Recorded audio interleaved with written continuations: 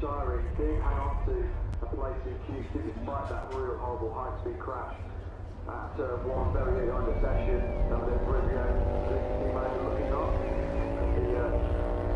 The on there, the MotoGP podium here for the pilot. He's been inside that top 3 and everything.